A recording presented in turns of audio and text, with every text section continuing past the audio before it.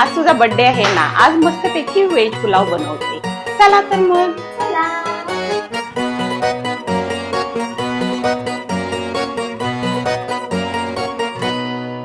लाडाची ग प्रेमाची ग एकुलती एक या बिस्किटाची खारी ग उधारीच्या दुनियेची तू माझी क्यूटशी राजकुमारी ग जिंदगी हसती या तू हसल्यावर तू तर लय भारी रे उजळतय जग तू दिसल्यावर माझी खारी रे